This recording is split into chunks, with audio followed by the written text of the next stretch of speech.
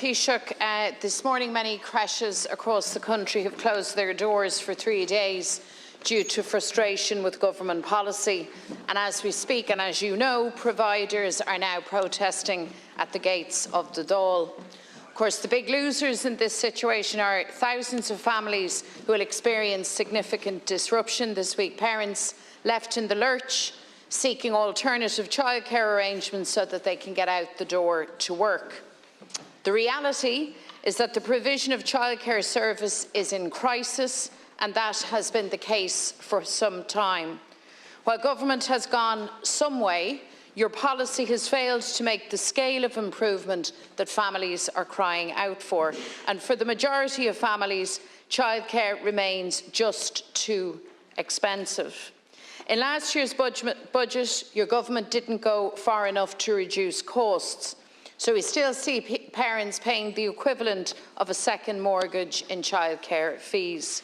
These massive fees are an incredible financial burden on parents at the best of times, not to mind during the most serious cost of living crisis in 40 years.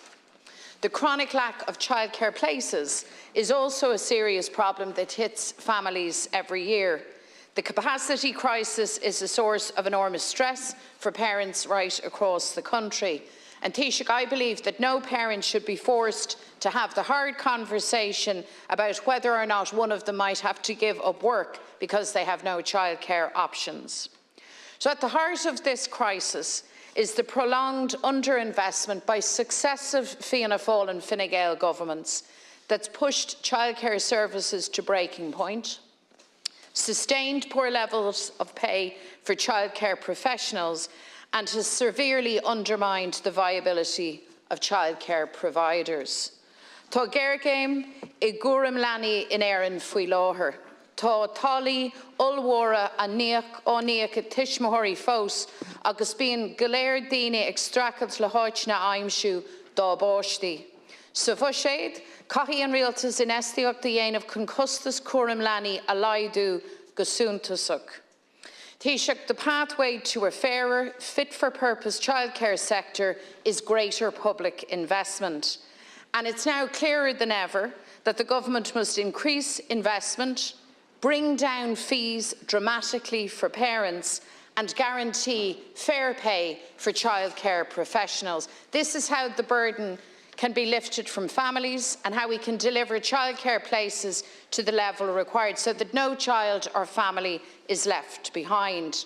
Of course, this has to be done in a planned, strategic, incremental manner, but the first step has to be to increase the affordability and accessibility of childcare services, and this is essential if we want a modern, agile and resilient economy, if we want to ensure a better quality of life for families, and most importantly, if we want to ensure that every child has the best start in early education.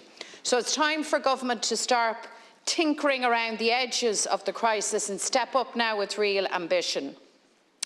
Taoiseach, last year you committed to cutting childcare fees by 50% over 2 budgets. That means an additional cut of 25% in Budget 24. I want to ask you, will you honour that commitment? I want to put it to you that you should in fact go further than that commitment. I also want to ask you to ensure an urgent resumption of talks to focus efforts on ensuring that childcare professionals get the wages that they deserve. And will you ensure in the budget that whatever necessary finances are required to make that a reality, that you will also provide for that? Thank you, Deputy Taoiseach, please. Thanks, thanks very much, Deputy, for raising this important matter. And as you know, there is a childcare and early years education strike happening today. Of the 4,000 childcare providers in the state, we understand that 5%, or probably less than 5%, are participating in this action today, and I think that's important to point out. And it is being supported by only one organisation and that is the Federation of Early Childhood Providers. We acknowledge absolutely that there are real challenges and real pressures in the childcare and early education sector. The administrative burden has increased, and that's putting a lot of pressure on the time that providers have and professionals have to provide their service. And of course, funding for any service is always a challenge, and we acknowledge those things too. But of course, they can be resolved. We believe that the best way to resolve them is through cooperation and through the Early Years Forum, which the Minister attends and indeed met as recently as last week. We do not believe that this action by one organisation is warranted, and it is causing great inconvenience for parents, particularly parents who've had to take time off work or even take annual leave to look after their children while this strike by this particular group is underway. In terms of investment, this government has prioritised investment in childcare like no other. Over €1 billion a year now being invested in childcare and early years education.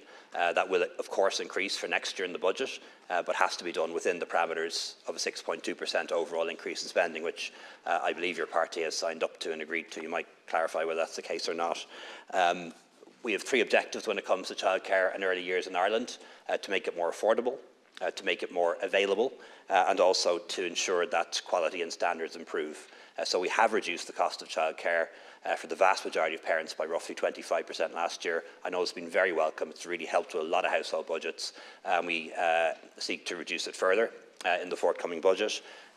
We are looking at ways to make it more available. I know in my constituency and in many parts of the country, getting a place at all can be a big challenge, and we're looking at measures that we could take, interventions that we could make to increase availability over the course of the next couple of years. And also, we are raising standards and quality all the time.